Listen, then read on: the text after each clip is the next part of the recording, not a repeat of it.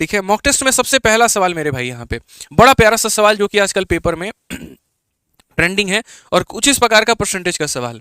कहा गया कि एक संख्या में पहले 28% की कमी की जाती है, फिर 28% की वृद्धि वृद्धि भी कर दी जाती है।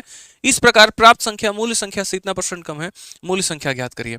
देखिए, कभी भी किसी भी संख्या को अगर आप x% से बढ़ाते हो और फिर x% से कम कर देते हो तो क्या होता है मेरे भाई, ओवरऑल डिक्रीज ही होता है। और वो डिक्रीज किसके बराबर में होता है? तो बोलोगे सर देखिए, किसी संख्या को x% बढ़ाने से और वापस x% कम करने से ओवरऑल हमारा क्या हो जाएगा, डिक्रीज हो जाएगा। और वो डिक्रीज हमारा कितने का होगा? तो हम बोलेंगे sir it is equal to -x² upon 100। तो ये बातें आपको ध्यान में रख के चलनी है कि किसी संख्या को बढ़ाने से फिर कम करने से x² अपॉन 100 की क्या होती है, कमी होती है। अब ये जो कमी होगी हमारी वो कितने परसेंट की हो जाएगी? तो बोलेंगे सर x²अपॉन 100, कहने का मतलब यहाँ पर x की वैल्यू कितनी है, 28 है। तो 28 का स्क्वायर कितना होता है? तो बोलोगे सर 28 का स्क्वायर 784, और 784 को 100 से भाग करेंगे यानी 7.84%, यानी इतने परसेंट की कमी होगी। इतने परसेंट की क्या होगी मेरे भाई? तो कमी होगी। तो अगर हम बात करेंगे यहाँ पर, तो ये जो 784 है हमारा, ये हमारा कितने का मान है? तो ये हमारा 7.84 का मान है। और हमें पता कितने का मान करना है? तो हमें यहाँ पर 100 का मान पता करना है। कितने का मान पता करना है? तो 100 का मान पता करना है। इसको हटाएंगे तो यहाँ क्या आ जाएगा, 00 आ जाएगा। ये पूरा का पूरा खत्म होगा। आंसर हमारा कितना होगा? 10,000। ऑप्शन नंबर सी का होना प्यार है। क्लियर हो गया ये भाई यहाँ पर ये बात हमारी, ठीक है।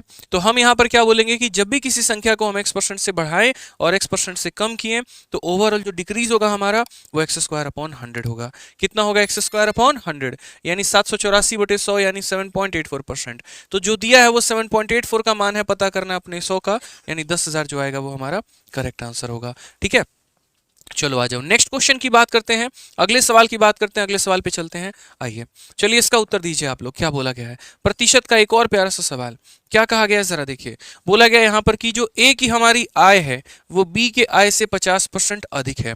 किसकी तुलना की जा रही है? ए की तुलना किसके साथ की जा रही है? बी के साथ में यहाँ पे। तो अगर हम बात करेंगे तो ये हमारा ए हो जाएगा, ये हमारा बी हो जाएगा। ए की जो आय है वो यहाँ पर बी के आय से कितना ज्यादा है? 50% ज्यादा है। 50% का मतलब कितना हो गया? 1/2। यानी अगर इसकी आय हमारी 2 है तो 2 में 1 ज्यादा कितना हो जाएगा? 3 हो जाएगा। हम ऐसे कह सकते हैं। थोड़ा और आसान में करना चाहें तो आप यहाँ पर इसको मत तोड़ो फ्रैक्शन में, आप यहाँ पर सीधा बोलो कि सर इसकी आय अगर हमारी 100 है तो 100 में 50 ज्यादा यानी कितना हो जाएगा? 150 हो जाएगा। ठीक है, फिर उसके बाद क्या बोला गया? ए की आय में 40% की वृद्धि की जाती है और बी की आय में 90% की वृद्धि की जाती है। इसके आय में क्या किया जाता है? 40% का वृद्धि। इसका 40% कितना होगा? तो 150 का 40% 60 होता है। तो यहाँ पर क्या हो जाएगा? 150 का 40% 60 होता है, तो इसमें 60 बढ़ा दो तो बोलोगे सर 210। ठीक है, और यहाँ पर खैर छोड़ो, आप यहाँ पर सिर्फ इंक्रीज की बात करो, फाइनल वैल्यू की बात मत करो। इंक्रीज आपने कितना किया उसकी बात करो। तो 150 का 40% आपने यहाँ पर 60 बढ़ाया है। उसके बाद में बोला गया बी के इनकम को इंक्रीज किया है 90% से, तो इसका इंक्रीज कितना है? तो 90 का इंक्रीज है। तो बोला गया यहाँ पर कि percentage increase in the combine income, दोनों का मिला के कितने परसेंट का इंक्रीज हो गया, हमें यह बता दीजिए। तो आप यहाँ पर बोलेंगे सर देखिए परसेंटेज इंक्रीज हमारा किसके बराबर में है? यहाँ पर 60 का इंक्रीमेंट हुआ, यहाँ पर 90 का इंक्रीमेंट हुआ, कितने का इंक्रीमेंट हो गया? तो बोलोगे 150। कितने के ऊपर में हुआ है? तो 150 + 100 यानी 250 के ऊपर में हुआ है। ठीक है, इंटू कितना करेंगे? तो 100% करेंगे मेरे भाई। 50 से काटोगे 3 बार में, 50 से काटोगे 5 बार में, 5 से काटोगे 20 बार में, आंसर कितना आ जाएगा? 60%। ऑप्शन नंबर सी जो है करेक्ट आंसर है। मुझे हर किसी से आंसर चाहिए और फटाफट आंसर चाहिए। मॉक टेस्ट का मतलब ही यहाँ पर होता है सवालों को उड़ाना। आपके पास इतना वक्त नहीं होता कि बैठ के आप सोचते रहो, जानते रहो, समझते रहो कि हाँ इसको हम ऐसे करेंगे, इसको हम ऐसे करेंगे, इसको हम ऐसे, बिल्कुल भी नहीं मेरे भाई।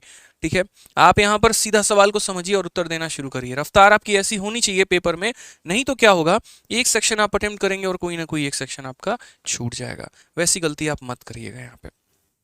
ठीक है, बहुत शानदार मेरे भाई। नैतिक श्रीवास्तव, ड्रीम बॉय विनय कुमार, महादेव, संतोष पुष्टि, बहुत अच्छी बात है। फरीदा परवीन। आइए सवालों को देखते हैं यहाँ पे। ये एक बड़ा प्यारा सा अलजेब्रा का क्वेश्चन है हमारा, और ये पेपर में कम से कम 3 बार आया हुआ है। सीजीएल में, सीएचएसएल में, सीपीओ में, हर जगह पर ये सवाल रहा है। और इस सवाल को मेरे भाई जो है तरीके से सॉल्व करना है। कहा गया यहाँ पर कि तीन संख्याओं को जोड़ने पे 19 आता है, उनके स्क्वायर को जोड़ने पे 133 आता है, और रिलेशन कुछ इस प्रकार से है कि x और z को मल्टीप्लाई करने पे y के स्क्वायर के बराबर आता है। इसके पहले मैं ये क्वेश्चन कई बार करा चुका हूँ, और बेसिक से इसको करने का मतलब अपने सर को दीवार में मारने के बराबर है। आप वैल्यू सोचो, तीन ऐसी संख्या जोड़ने पे 19 आ जाए, ठीक है, उनके स्क्वायर को जोड़ने पे 133 आ जाए, और गुना करने पे दो संख्याओं को मेरे भाई यहाँ पर जो है वाई स्क्वायर के बराबर, मेरे मन में कुछ वैल्यू है, और वो हमारा है 9, 4 और 6 मेरे भाई। क्यों मैंने ऐसी वैल्यू ली? इसीलिए मैंने ऐसी वैल्यू ली कि हम इस इक्वेशन को सेटिस्फाई कर पाए। 9 इंटू 4 हमारा कितना होता है 36, और 6 का स्क्वायर हमारा कितना होता है तो 36। समझ गए मेरी इस बात को आप लोग? यहाँ पे 9 इंटू 4 हमारा कितना होता है तो 36, और यहाँ पर मेरे भाई 6 का स्क्वायर कितना होता है 36। तो x का मान 9 है, z का मान 4 है, y का मान 6 है। एग्जामिनर ने बोला है z और x के बीच में डिफरेंस। अच्छा, इसमें आप ये नहीं कह सकते कि x का मान 9 ही होगा, हो सकता है x का मान 4 हो और z का मान 9 हो, तो कुछ भी हो सकता है। इसीलिए एग्जामिनर ने डिफरेंस जैसे शब्द का इस्तेमाल किया है। डिफरेंस का सीधा सीधा मतलब यहाँ पर ये होता है बड़ा माइनस छोटा। तो यहाँ डिफरेंस का अगर शाब्दिक अर्थ अगर हम निकालें तो हम यहाँ पर क्या बोलेंगे? हम बोलेंगे सर बड़ा माइनस छोटा, यानी 9 माइनस 4, बात खत्म। आंसर कितना आएगा? 5। Option number D for Devasena. कितना हो जाएगा मेरे भाई? Option number D for Devasena. यहाँ पे क्लियर है ये बात? चलिए आ जाइए, अगला सवाल देखते हैं। प्रॉफिट एंड लॉस का 2023 का 10वें महीना का पूछा गया सवाल, देखते हैं कितने बच्चे दे पाते हैं। आओ चलो मेरे भाई, यहाँ पे क्या कहा गया है जरा पढ़ते हैं। यहाँ सवाल में बोला गया क्वेश्चन नंबर 4 में कि एक टेबल को इतने रुपए में बेचने पर आरव को इतने % की हानि होती है, तो इतने % का लाभ प्राप्त करने के लिए किस कीमत पर बेचना चाहिए? भाई मैं कोई आर्टिकल को इतने में बेच रहा हूँ, खरीद नहीं रहा हूं, मैं बेच रहा हूं, और बेचने पर हानि हो रहा है। चलो 100% का सामान है, 10% का हानि हो गया, मिला कितना? 90%। 20% का हानि हो गया, मिला कितना? 80%। 30% का हानि हो गया, मिला कितना? 70%। समझ रहे हो मेरी बात को? यहाँ पे तो हम यहाँ पर क्या बोलेंगे? तो हम यहाँ पर बोलेंगे भैया 1596 हमारा सेलिंग प्राइस है, ठीक है। कितना है सेलिंग प्राइस है? 100% के सामान में 24% का नुकसान है, तो 100 में से 24 घटा दो, 100 में से 24 घटा दो तो कितना हो जाएगा? 76%। कितना हो जाएगा? तो 76%। तो जो दिया गया है वो कितने का मान है? 76 का मान है, और अपने को पता कितने का करना है? तो अपने को जो पता करना है वो करना है 24% का लाभ प्राप्त करने के लिए हम कितने बेचेंगे? 100% के सामान में 24% का प्रॉफिट, यानी हम कितने में बेचेंगे? तो हम 124 में बेचेंगे। कितने में बेचेंगे मेरे भाई? तो 124 में बेचेंगे, ठीक है। तो जो दिया गया है वो 24 यानी 76% का मान है, और जो पता करना है वो कितने का मान पता करना है? 124 का मान पता करना है। क्लियर हो गया? तो हमने कहा जो दिया गया है मेरे भाई कितने का मान है? 76 का, पता कितने का करना है? 124 का। अब हम यहाँ पर इसको किस प्रकार कैलकुलेट करेंगे? तो आप यहाँ पर देखोगे 4 से काटोगे 19 बार में, 4 से काटोगे 31 बार में, 19 से काटेंगे मेरे भाई कितनी बार में? तो 19 का मेरे भाई आप यहाँ पर जो है कितना गुना लेकर चलेंगे? आप बताइए, जल्दी से बताइए मेरे भाई। आप बोलेंगे सर 19 का हमारा 7 गुना, 9 7 63 6, यहाँ पर 133, यहाँ पर 19 का 8 गुना हमारा कितना होगा? बताओ जल्दी से। 152। तो हम यहां पर लेकर चलते हैं 19 का 8 गुना 152, 19 का 4 गुना मेरे भाई कितना हो जाएगा? 76। 84 को 31 के साथ मल्टीप्लाई करना है। अगर हम यहां चाहें तो डिजिटल सम का प्रयोग कर सकते हैं, बट हम लोग नहीं करेंगे। 84 का 1 गुना 84, 4 8 पास में रहेगा। 84 का 3 गुना 8 तिरके 24, 4 तिरके 12, 252 8 260। Option number A. आओ कभी यहाँ पर चाय नाश्ते पे चलते हैं कहीं बात करने। आ जाओ भाई, कंपाउंड इंटरेस्ट देखो यार, ये बहुत इंपॉर्टेंट पॉइंट है। कई सारे बच्चों को कंपाउंड इंटरेस्ट में बहुत प्रॉब्लम होता है, और अलग अलग तरह की परेशानी आ रही होती है। नॉर्मल क्वेश्चंस तो हर कोई करवा देता है, 2 साल 3 साल 2.5 साल, जहां बात 5 मंथली की आती है 7 मंथली की आती है वहां हालत खराब होती है। तो कंपाउंड इंटरेस्ट अगर डिटेल में पढ़ना है तो YouTube पर सर्च कर लेना compound interest by Aditya Ranjan sir. आपको तरीके से दोस्तों एक ऐसी वीडियो मिल जाएगी जहां बहुत प्यार तरीके से आपको सारा का सारा कंसेप्ट और क्वेश्चंस मिल जाएगा। 7 दिन 60 मैराथन का पहला लेक्चर जिसके ऊपर मिलियंस में व्यूज है, ठीक है, वो वीडियोस को आप देखना शुरू करना। 3 से 4 क्लासेस में CI आपका खत्म हो जाएगा, ठीक है। आइए चलिए यहाँ पे इस सवाल को देखते हैं, क्या कहा गया इस सवाल में, पढ़िए जरा। तो अगर हम बात करते हैं यहाँ पर, तो बोला गया है यदि ब्याज की गणना अर्धवार्षिक चक्रवृद्धि आधार पर की जाती है तो 8,000 रुपए की राशि 20% वार्षिक दर से 1 वर्षों का चक्रवृद्धि ब्याज ज्ञात करें। कितने रुपए की राशि? 8,000 रुपए की राशि। कितने वर्षों पर? तो बोलोगे सर 20% की दर पे। कितने वर्ष का? तो 1 वर्ष का चक्रवृद्धि ब्याज क्या करना है हमें? ज्ञात करना है। जाइए। तो यहाँ पर असल में क्या है, तो असल में जो हम पैसा दे रहे हैं उस पर हमें किस प्रकार ब्याज चाहिए, तो अर्धवार्षिक रूप से ब्याज चाहिए। कितने रुपए पर चाहिए, 8,000 पर चाहिए। किस रेट पर चाहिए, 20% समय हमारा 1 साल। देखो हाफ ईयरली पर बच्चों आप ये बात को मन में ठान के चलना, और क्या चलना कि हाफ ईयरली के केस में रेट को हम क्या करते हैं, आधा। तो 20 का आधा हमारा कितना हो जाएगा, 20 का आधा हमारा 10 हो जाएगा। ठीक है, समय की अगर हम बात करें यहाँ पर, तो समय हमारा क्या हो जाएगा, डबल। 1 साल का डबल कितना हो जाएगा, 2 साल हो जाएगा। 1 साल का हमारा डबल कितना हो जाएगा, तो 2 साल हो जाएगा। तो वहीं हम यहाँ पर क्या बोलेंगे, हम यहाँ पर ये बोलेंगे सर रेट हमारा हो जाता है आधा और समय हमारा हो जाता है डबल। रेट हमारा हो जाता है आधा, समय हमारा हो जाता है डबल। अब मेरे पास पैसे कितने हैं, तो बोलोगे सर पैसे हमारे पास 8,000 रुपये हैं। तो 8,000 रुपये को 10% के दर से 2 सालों के लिए मुझे देना है, तो बताओ यहाँ कंपाउंड इंटरेस्ट कितना होगा। तो वही बात है, देखो इस छोटी सी बात को समझना, 10% के हिसाब से 2 सालों का जो ब्याज बनेगा वो कितना बनेगा, तो 21% बनेगा। कितना बनेगा, तो 21% बनेगा। फिर से कह रहा हूं कितना बनेगा, तो 21% बनेगा। यानी असल में जो हमें ये 8,000 रुपये दिए गए हैं, ये कितने का मान है, तो ये हमारा 100% का मान है। और हमें कितने का मान निकालना है, तो हमें यहाँ पर 21% का मान निकालना है। इस बात को ध्यान देना। ठीक है, 20 से 20 खत्म हो जाएगा। 8 से हमारा 8 हो गया, 8 दूनी 16 हो गया, 1680 रुपये। ये हमारा क्या होगा, करेक्ट आंसर। ऑप्शन नंबर जो बी होगा वो मेरे भाई क्या होगा, करेक्ट आंसर होगा। ठीक है, आ जाइए। एक बच्चा कहता है सर जो रिकॉर्डेड बैच है वो कितना पुराना है। देखिए हमारा कभी भी रिकॉर्डेड बैच पुराना नहीं होता है। हम लोग कई साल, ठीक है, हम लोग कई साल का बैच लॉन्च नहीं करते हैं मेरे भाई। हमारा जो रिकॉर्डेड बैच अभी रिसेंट में ये जो है लॉन्च हुआ था, और उसके अंदर में डेली क्लासेस भी चल रही हैं। ठीक है, आप जब रिकॉर्डेड बैच में पढ़ेंगे तो रिकॉर्डेड बैच में पढ़ते वक्त कोऑर्डिनेट ज्योमेट्री और डीआई को छोड़ के सारे चैप्टर्स हमारे नए अपलोड हुए हैं, जिनको मैंने लाइव पढ़ाया है। और अभी भी मेंसुरेशन की क्लास उसमें लाइव चल रही है, और इसके बाद सिंप्लीफिकेशन उसमें लाइव चलेगा। और जितने सवाल हैं सारे 2023 के एग्जाम्स के उसके अंदर में डले हुए हैं। 2023 के 10वें महीने तक अगर कोई परीक्षा हुई है तो वो भी सवाल उसके अंदर में अपडेट किया गया है। कोऑर्डिनेट ज्योमेट्री और डीआई की बहुत ज़्यादा आवश्यकता इसीलिए नहीं अपडेट करने को, क्योंकि उसमें कुछ पिछले 4-5 सालों में पूछा ही नहीं गया है। ठीक है, आप किसी भी वीओडी बैच के स्टूडेंट से पूछेंगे तो आपको पता चल जाएगा। ठीक है, आइए चलिए नेक्स्ट क्वेश्चन, क्वेश्चन नंबर 7 क्या कहा गया है। Ratio of cost price and market price of article is 4:7। A discount of 20% is given on market price and shopkeeper made a profit of ₹80। Find the cost price of the article. एक वस्तु की लागत मूल्य और अंकित मूल्य 4:7 में है। ये हमारा लागत मूल्य है और ये हमारा अंकित मूल्य है। ठीक है, मार्केट प्राइस पर 20% की छूट दी गई है और दुकानदार ने 80 रुपए का लाभ कमाया है। अब यहाँ पर समझते हैं, ये हमारा क्या है, तो सीपी है। ये हमारा क्या है, तो एसपी है। समझ गए मेरी बात को। ठीक है, और वो किस रेशियो में है, तो 4:7 में है। किस में है, तो 4:7 में है। यानी अगर हम बात करते हैं तो 40 रुपए का सामान है और 70 रुपए में हमने उसको बेचा है, और ये हमारा सीपी मतलब मार्केट प्राइस है भैया। देख लो कि क्रय मूल्य और अंकित मूल्य का जो अनुपात है 40 और 70 का अनुपात, हम इसे एक्स भी कह सकते हैं ताकि थोड़ा आगे चल के फायदा होगा। कहा गया 20% का डिस्काउंट आपने मार्केट प्राइस पे दिया, इस पे 20% का। तो अगर मैंने इसको 20% का डिस्काउंट दिया है तो बेचा कितने में, तो इसके 80% में। 70 का 80% कितना होता है, 56। 7 8 56, इतने में हमने बेचा है। अब मुझे यहाँ पर ये बताओ मुझे फायदा कितने का हुआ दोस्तों। तो 40 रुपए के सामान को हमने बेचा है कितने में, तो 56 में बेचा है। फायदा हमें कितने का हुआ है, 16 का हुआ है। तो हम यहाँ पर क्या बोलेंगे, तो बोलेंगे सर 16x का फायदा। वो किसके बराबर में है, 80 के बराबर में है। x का मान कितना होगा, 5 होगा। x का मान 5 होगा तो यहाँ पर सीपी जो होगा वो हमारा कितना होगा, तो 5 × 40 कितना हो जाएगा, 40 × 5 यहाँ पर हमारा हो जाएगा 200 के करीब में। ये हमारा करेक्ट आंसर है। ऑप्शन नंबर जो सी होगा बिल्कुल हमारा सही उत्तर होगा। क्लियर है भाई, कोई परेशानी की बात है तो बता दो। सर 2024 के लिए नया बैच, अभी हमारा नया बैच आया था, अभी आगे कोई भी बैच आने की संभावना नहीं है, किसी प्रकार की कोई भी मेरे भाई संभावना नहीं है। ठीक है, चैंपियंस 13.2 हमारा सबसे लेटेस्ट और नया बैच है, आप उसमें एनरोल करिए। सबसे बेस्ट बैच है, परसेंटेज से स्टार्ट हुआ है, काफ़ी फायदा आपको मिलेगा। ठीक है भाई, आ जाओ चलो क्वेश्चन नंबर 8 देखते हैं क्या कहा गया, पढ़िए जरा।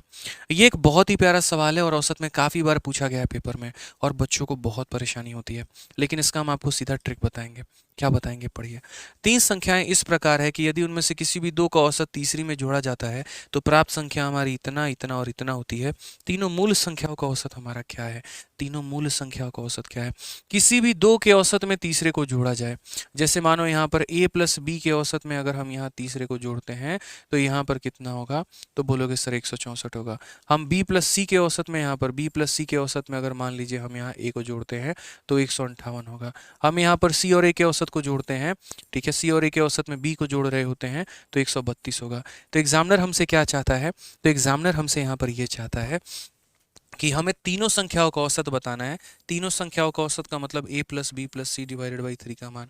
तो आज के बाद भविष्य में ये सवाल देखो, ये सवाल प्रीवियस ईयर में 2 सालों में बच्चों हर जगह पूछा गया है, ठीक है। इसका सीधा सीधा एक ट्रिक होता है, और वो मेरे भाई यहाँ पर ट्रिक क्या होता है, तो आप यहाँ पर बोलेंगे सर इसका ट्रिक यहाँ पर ये होता है कि जब भी दो संख्याओं के औसत में तीसरे को जोड़ने की बात करें, जब भी दो संख्याओं के औसत में तीसरे को जोड़ने की बात करें, तो वहाँ हम कैसे सॉल्व करते हैं, तो वहाँ पर आंसर निकालने के लिए, इसका आंसर निकालने के लिए क्या करेंगे, तो हम तीनों संख्याओं को जोड़ के 164 को, 158 को, ठीक है, और उसके बाद में हम यहाँ पर क्या करेंगे, 132 को, तीनों को जोड़ के किससे भाग करेंगे, 6 से भाग करेंगे। तीनों को जोड़ के किससे भाग करेंगे, तो 6 से भाग करेंगे, ठीक है। अगर बात करेंगे 15 और 13 हमारा कितना हो गया, तो 28, 28 और 29, 29 से 35, 45, ठीक है। 454 बट्टे में कितना आ जाएगा, तो बट्टे में 6 आ जाएगा। 2 से काटोगे 3 बार में, 2 से काटोगे 2 बार में, 2 बार में 7 बार में, 227 बट्टे में 3 का, 3 का 7 गुना 21, उसके बाद 3 का 5 गुना 15, 75 सही 2/3। Correct answer option number A बिल्कुल सही उत्तर है। क्लियर है ये बात, यहाँ कोई दिक्कत की बात है तो बता दो।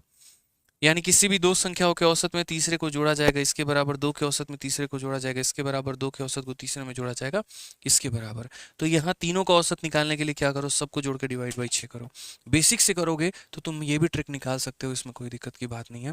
ये मेरा सेल्फ मेड ट्रिक है जो आपको काफ़ी ज़्यादा मदद करेगा, आप ये नोट करके चलिए, ठीक है। आ जाइए, चलिए 9 नंबर क्वेश्चन, बड़ा प्यारा क्वेश्चन, क्या कहा गया पढ़िए। साइन माइनस कॉस की वैल्यू हमारी 0 के बराबर में है, तो sine 180 minus theta plus sine pi by 2 minus theta का मान कितना होगा। यार ये भी कोई सवाल है, बट कोई बात नहीं, सारे क्वेश्चन टफ ना डाल के कुछ हमने आसान भी डाल दिए। साइन माइनस कॉस का मान 0 है, तो ये कॉस को आप उधर भेजो, तो कॉस को आप उधर भेजोगे तो साइन थीटा बराबर हमारे कॉस थीटा के। अब मुझे एक बात बताओ, कौन सा ऐसा थीटा है जिसके ऊपर में ये दोनों बराबर होते हैं, खुद ही सोचना जरा। यार किस थीटा पर साइन और कॉस बराबर होते हैं, किस थीटा पर बराबर होते हैं, बोलोगे सर ये मात्र एक ही एंगल पर बराबर होते हैं, और वो एंगल हमारा कितना है, 45 है।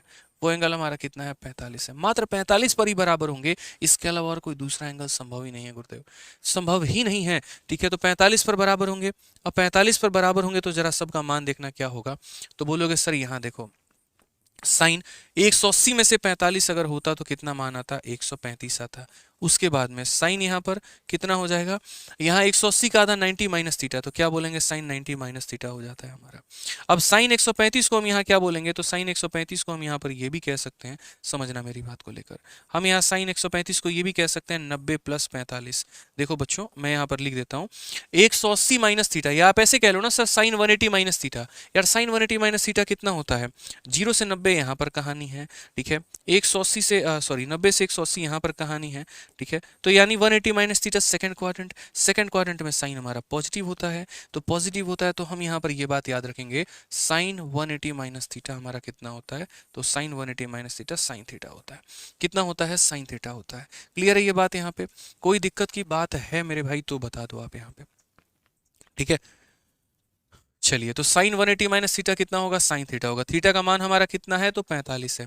तो हम यहाँ पर ये बात बोलेंगे कि सर देखिए हमसे क्या कहा गया है, तो हमसे यहाँ पर कहा गया है साइन 45 बताने को। साइन 90 माइनस थीटा कितना होता है, तो कॉस 45 होता है, ठीक है। साइन 90 माइनस थीटा का मतलब कॉस थीटा कॉस 45 मान बताना है।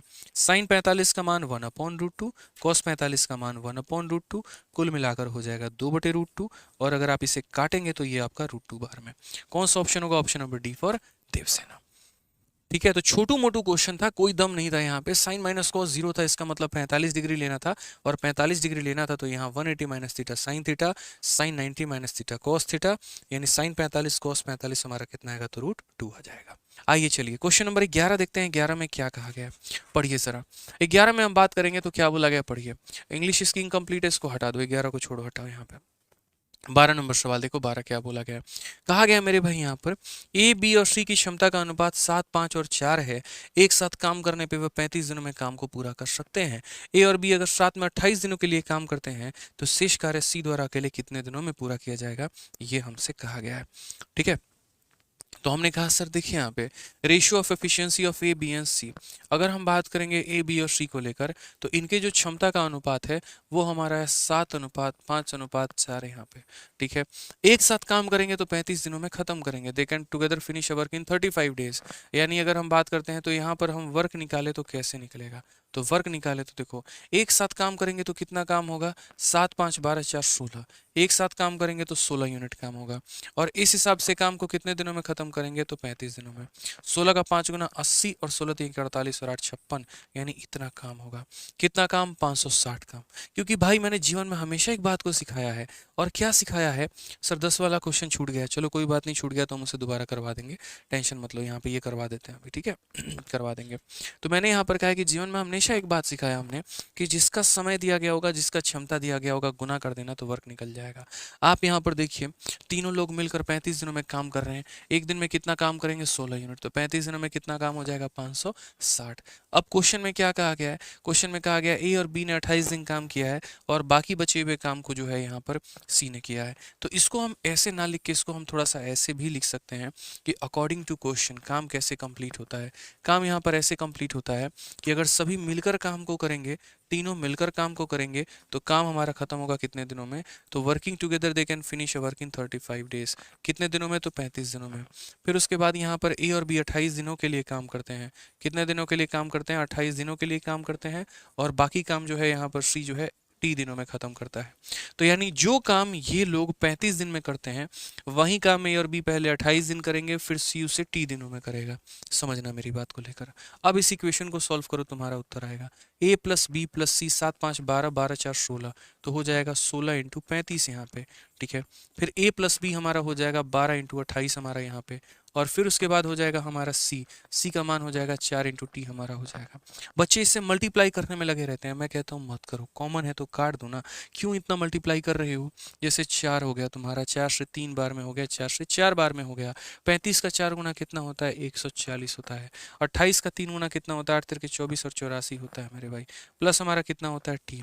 140 में से इसको अगर हम घटा देंगे तो हमारा वैल्यू कितना आ जाएगा मेरे भाई, तो 56 आ जाएगा। टी हमारा कितना हो जाएगा, 56। ये हमारा करेक्ट आंसर है, ऑप्शन नंबर जो सी है बिल्कुल सही उत्तर है मेरे भाई। सुमन पॉल कहते हैं आपके बैच से मैथ्स का बैंक का प्रिपरेशन हो सकता है, बिल्कुल हो सकता है, लेकिन उसके अलावा आपको प्रीवियस ईयर के क्वेश्चंस खुद से भी प्रैक्टिस करने होंगे, इस बात को मेरे भाई ध्यान रखना है यहाँ पे। ठीक है, चलिए आइए नेक्स्ट यहाँ पर बात करते हैं क्वेश्चन नंबर 10 के बारे में। क्या बोला गया है जरा पढ़िए। तो क्वेश्चन नंबर 10 में मेरे भाई जो है यहाँ पर बोला गया है 44 किलोमीटर प्रति घंटा की गति से चल रही एक रेलगाड़ी उसी दिशा में 8 किलोमीटर प्रति घंटा की गति से चलने वाले व्यक्ति को 15 सेकंड में पार करती है। यदि रेलगाड़ी विपरीत दिशा में आने वाली महिला को 10 सेकंड में पार करती है तो महिला की गति क्या है। ठीक है, देखो टाइम स्पीड डिस्टेंस में आज के समय क्या इंपॉर्टेंट है, रिलेटिव स्पीड, और रिलेटिव स्पीड के ऊपर में अपनी पकड़ बनानी जरूरी है। एक ट्रेन महिला को पार कर रही है कि पुरुष को कर रही है, ट्रेन को कर रही है कि किसको कर रही है, तो वो जब तक एक रिलेशन आपका नहीं बना पाओगे ना वहां पे, तो बड़ी प्रॉब्लम होगी। ठीक है, तो इसीलिए हमको यहाँ पर ध्यान लेके चलना है, सारी बातों को समझना है। ठीक है, तो ये कंसेप्ट बहुत इंपॉर्टेंट है, हम आपको सारा पॉइंट एक करके बताते हैं। सबसे पहला लाइन पढ़ो दोस्त यहाँ पे। तो बोला गया ट्रेन ट्रैवलिंग एट इतना kilometre crosses a man walking with speed of इतना इन द सेम डायरेक्शन। एक ट्रेन एक व्यक्ति को पार कर रहा है जो कि सेम डायरेक्शन में है। जैसे मानो ये हमारा ट्रेन है और ये हमारा मेरे भाई पर्सन है। ठीक है, तो ये हमारा क्या है, तो मानो पर्सन है, ये भी इसी दिशा में जा रहा है और ट्रेन भी इसी दिशा में जा रहा है। तो ट्रेन की रफ्तार हमारी कितनी है, तो 44 किलोमीटर प्रति घंटा की रफ्तार है हमारा। ठीक है, और व्यक्ति की रफ्तार हमारी कितनी है, तो 8 किलोमीटर प्रति घंटे की रफ्तार है। ये ट्रेन इस व्यक्ति को पार कर रहा है। एक ट्रेन हमारा इतने की रफ्तार से जा रहा है और पार कर रहा है हमारा 8 किलोमीटर प्रति घंटा से, और कितने सेकंड में पार करेगा, तो बोलोगे सर 15 सेकंड में ये इसको पार कर देगा। जब कोई ट्रेन किसी व्यक्ति को पार करता है, किसी पोल को पार करता है, तो वो किसको पार करता है, खुद को पार करता है। तो वहां पर हमारा फॉर्मूला क्या होता है, तो बोलोगे सर टाइम बराबर, देखो यहाँ पर क्या हो जाएगा, टाइम बराबर डिस्टेंस अपॉन स्पीड हो जाता है। टाइम के जगह पर हम कितना लेंगे, तो टाइम के जगह पर हम 15 सेकंड लेंगे। ठीक है, डिस्टेंस के जगह पर क्या लेंगे, दोनों में किसके पास डिस्टेंस होगा, तो ट्रेन के पास होगा, तो लेंथ ऑफ ट्रेन ले लेंगे। स्पीड में यदि दोनों सेम डायरेक्शन में जा रहे हैं तो माइनस करते हैं, अपोजिट डायरेक्शन में जा रहे हैं तो प्लस करते हैं। अगर सेम में जाएंगे तो 44 में से 8 माइनस मेरे भाई कर दो तो तुम्हारा कितना हो जाएगा, तो 56 हो जाएगा। अब ये इतना किलोमीटर पर आवर है, मीटर पर सेकंड में बदलने के लिए किससे गुणा करेंगे, 5/18 से। ठीक है, अब यहाँ पर देखते हैं, सारी बातों को समझते हैं क्या है क्या नहीं है। अगर हम यहाँ पर बात करें तो देखो भैया, ये हमारा टाइम हो गया, ये हमारा हो गया। अगर हम काटे तो क्या ये कट सकता है? तो बोलोगे सर 2 से आपका 9 बार में, ठीक है। और यहाँ पर कितना हो जाएगा? तो ये 28 बार में। हालांकि हम ऐसे इसको नहीं काटेंगे, यहाँ पर इसको ऐसे रहने देते हैं। सारा काम जो है मेरे भाई कुछ इस प्रकार हो जाएगा, ये पूरी वैल्यू उठ के यहाँ चली जाएगी। तो 15 इंटू 56 इंटू 5/18, और ये हमारा लेंथ ऑफ ट्रेन हो जाएगा। ये हमारा रहने दो यहाँ पे, कोई दिक्कत की बात नहीं है, कोई परेशानी की बात हमारी नहीं है। एक सेकंड, हमने 56 क्यों किया, माफ़ करना। यहाँ पर स्पीड को हमने 56 नहीं करना था। एक सेकंड एक सेकंड, यहाँ पे थोड़ा सा गड़बड़ हो गया है। स्पीड को तो माइनस करेंगे ना, तो हम 44 में से 8 को माइनस करेंगे तो 36 आएगा मेरे भाई यहाँ पे, क्योंकि सेम डायरेक्शन में जब चल रहे होते हैं तो माइनस किया जाता है। और यहाँ पर 5/18 हो जाएगा। 18 से काटेंगे 2 बार में, 10 होगा जो कि गुना कर देंगे तो 150 हो जाएगा। ये हमारी लेंथ ऑफ ट्रेन हो जाएगा। ये हमारा क्या हो जाएगा? लेंथ ऑफ ट्रेन हो जाएगा, ठीक है। यहाँ पे अब आगे बढ़ते हैं, एक बार आगे बढ़ते हैं। क्या बोला गया? If the train crosses a woman crossing from the same opposite direction in 10 seconds, then what is the speed of the woman? वही ट्रेन अब एक महिला को पार कर रहा है। वही ट्रेन यहाँ पर, ये देखिए, वही ट्रेन जो है यहाँ पे किसको पार करेगा? तो if the train crosses a woman coming from opposite direction, जैसे मानो ट्रेन यहाँ जा रही है और महिला जो है मेरे भाई यहाँ पर ये इधर ट्रेन की तरफ बढ़ रही है, तो अगर ये ट्रेन अब इस महिला को पार करेगा, और वो भी कितने सेकंड में? तो 10 सेकंड में। तो बोला गया यहाँ पर स्पीड कितना होगा?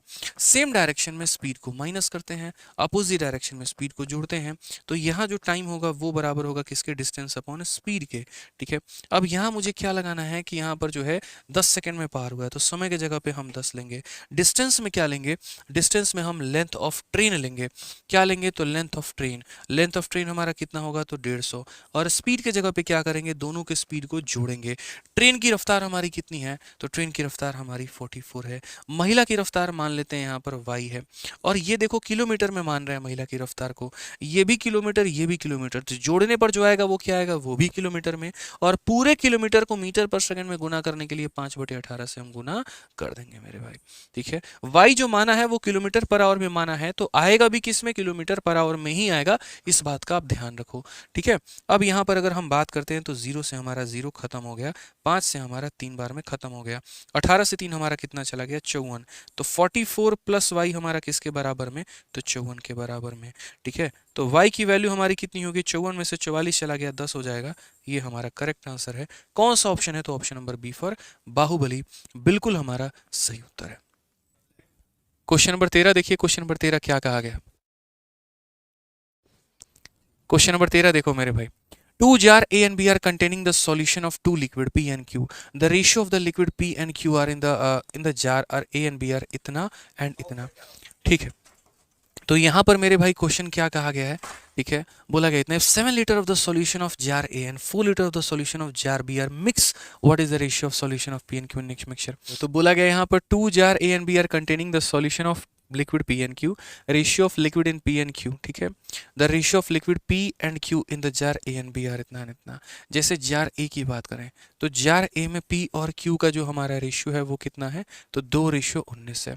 और अगर हम जार B की बात करें तो जार B में हमारा कितना, देखो क्या होता है, एक जार तुम्हारे पास ये है, एक जार तुम्हारे पास ये है, दोनों को मिक्स करके तुम्हें एक नया जार बनाना है। ये जार में अगर हम बात करें तो पी क्यू का रेशियो 2 और 19 का है, और ये जार में बात करें तो 1 और 11 का है। बोला गया कि 7 लीटर तुम ए का लेते हो, यहाँ पे 7 लीटर लेते हो, और इसका मेरे भाई तुम 4 लीटर लेते हो, और दोनों का यहाँ पर ले करके जो है 7 litre of liquid A and 4 litre of B are mix, तो यहाँ पर जो है इसमें कितना बनेगा? तो क्या होता है कि जैसे मान लीजिए मेरे पास ही 2 पानी के बॉटल हों, एक का मैं कुछ लीटर लूँ, दूसरे का कुछ लीटर लूँ, लेके मिश्रण बनाऊँ, तो इसको बनाने का सबसे बढ़िया तरीका क्या होता है? रेशियो। आप इसे किस लीटर में लेते हैं वो बात की बात है, पहले आप इनके क्वांटिटी को बराबर करिए। तो पहले वाले का जैसे रेशियो 2 और 19 का है, दूसरे वाले का रेशियो हमारा 1 और 11 का है, ठीक है। अगर हम यहाँ पर इनका सम निकालते हैं तो इनका सम कितना होगा? 21, और यहाँ इनका सम कितना होगा? तो मैं कह रहा हूँ यहाँ पर 12 हो जाएगा, हो जाएगा। क्या ये दोनों बराबर हैं? मुझे ये बता दो, क्या ये दोनों बराबर हैं? बोलोगे नहीं सर बराबर नहीं है, तो पहले मेरे भाई इनको बराबर करो, पहले क्या करो? इनको बराबर करो, ठीक है। तो यहाँ बराबर करो तो देखो 21 और 12 का एलसीएम हमारा कितना होगा, तो बोलोगे सर लाइन खींच देते हैं, ऐसे बराबर करते हैं। आप अगर बराबर करना चाहे तो ऐसे भी कर सकते हैं, 21 वाले को 12 से गुना, 12 वाले को 21 से गुना, लो भाई बराबर हो गया। हाँ ऐसा कर सकते हैं, कोई दिक्कत की बात नहीं है। अगर आप एलसीएम जो है यहाँ पर नहीं समझते हो, 21 को 12, 12 को 21, देखो 21 12 21 12 बराबर हो गए।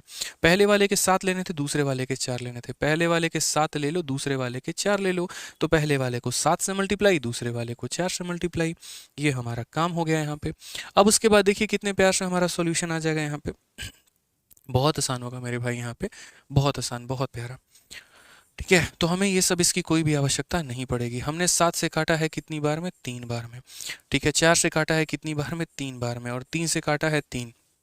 मतलब मेरे भाई हमारे पास कुछ भी नहीं बचा मल्टीप्लाई को, यहाँ पर हमारे पास 1 बच गया, यहाँ पर हमारे पास 1 बच गया, तो कुछ बचा ही नहीं। तो नहीं बचा तो 2 into 1 2, 19 into 1 19, 1 into 1 1, 11 into 1 11, 2 plus 1 कितना हो जाएगा मेरे भाई 3, 11 19 कितना हो जाएगा 30। रेशियो की अगर हम बात करें तो 1:10 जो होगा करेक्ट आंसर। कौन सा ऑप्शन है, option number D for Devasena. अच्छा लास्ट में यहाँ पर क्यू और पी बोल देता है, उस केस में आंसर 10:1 हो जाएगा। तो ध्यान रखना मिक्सचर के क्वेश्चन में ऐसी गड़बड़ी हर बार होती है, पीक्यू से जिक्र होता है, खत्म क्यूपी पर होता है, जस्ट उल्टा कर दिया जाता है, तो ऐसा मत करिएगा। समझ गए इस बात को, ध्यान रखेंगे आप लोग यहाँ पे। ठीक है, अगर यहाँ कुछ भी जो बचा होता ना हम लोग उसको मल्टीप्लाई करके तब ऐड करते, कुछ नहीं बचा है एज इट इज हम लोग इसको ऐड कर दिए हैं। ठीक है, चलो आ जाओ नेक्स्ट क्वेश्चन पे चलते हैं। अगले सवाल दोस्तों देखते हैं अगला सवाल हमसे क्या कहा है। क्वेश्चन नंबर 14 में क्या बोला है, कहा गया मेरे भाई पाइप ए और बी एक टंकी को क्रमशः 1 घंटे और 2 घंटे में भर सकते हैं, जबकि सी इसी टंकी को 1 घंटे 15 मिनट में खाली कर सकता है। ए और सी को एक साथ 9 पूर्वा खोला जाता है, 2 घंटे के बाद केवल ए को बंद कर दिया गया है और बी को खुला रखा जाता है, तो टैंक कितने बजे खाली होगा। ये वाली बात है कि pipe A and B can fill a tank in 1 hour and 2 hour respectively. यहाँ पर पाइप ए है और पाइप बी है। पाइप ए और बी जो है यहाँ पर क्या होगा, तो पाइप ए और बी किसी टंकी को 1 घंटे और 2 घंटे में भर सकता है। 1 घंटे का मतलब क्या हो जाएगा 60 मिनट में, और 2 घंटे का मतलब क्या हो जाएगा 120 मिनट में। ठीक है, ये हो गया मेरे भाई। और सी जो है पूरी टंकी को खाली कर सकता है 1 घंटे 15 मिनट। तो यार आप लोग एक बात बताओ, 1 घंटे 15 मिनट का मतलब कितना होता है, तो 75 मिनट होता है।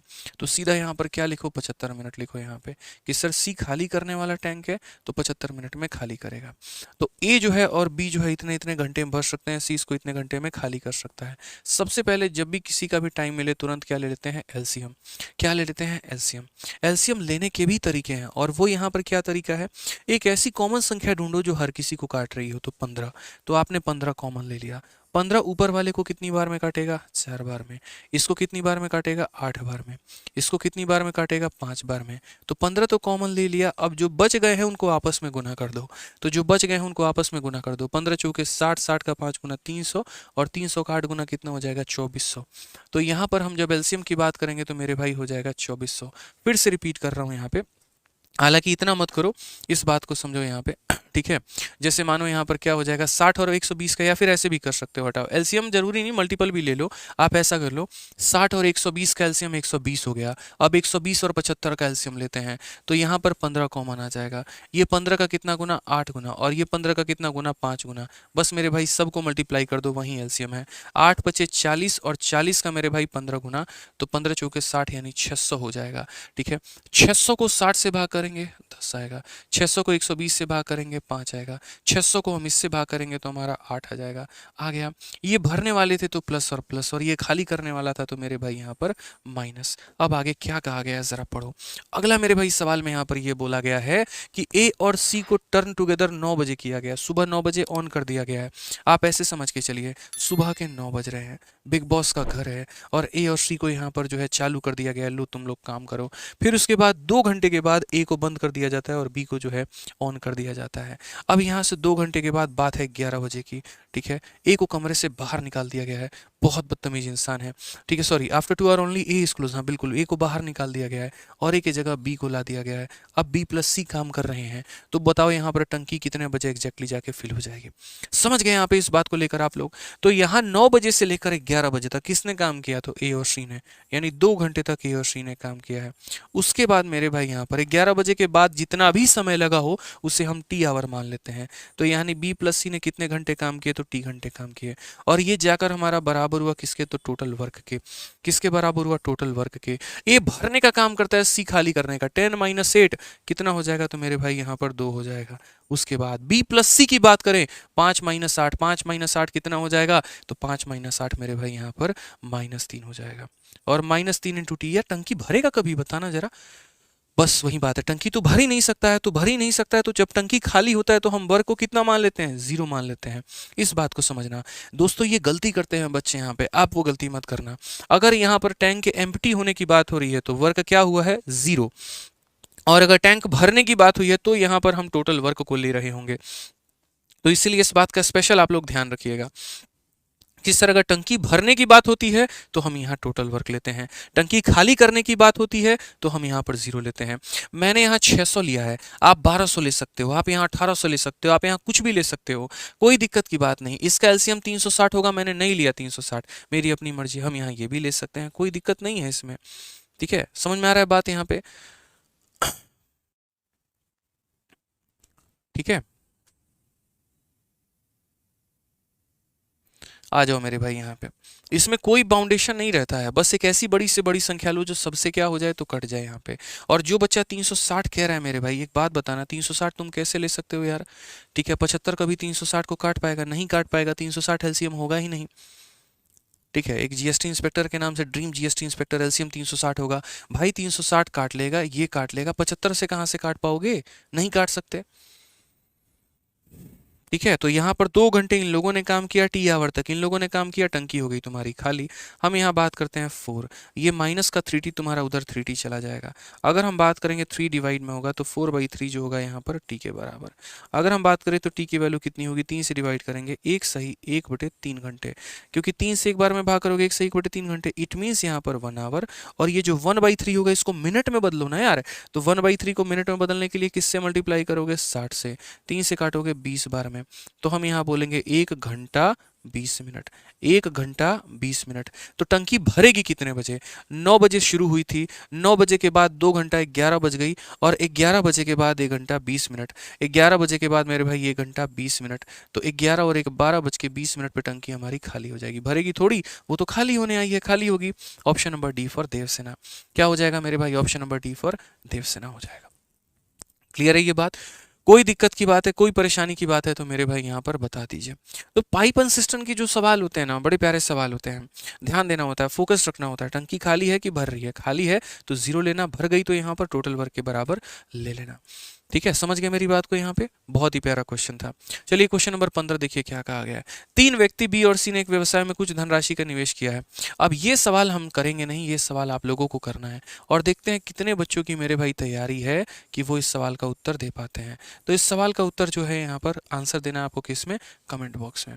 तो आंसर दीजिए मेरे भाई यहाँ पर कमेंट बॉक्स में। ठीक है, किस सवाल का सही उत्तर कितना होगा, जो भी है मेरे भाई यहाँ पे, इस सवाल का आपका सही उत्तर कितना होने वाला है।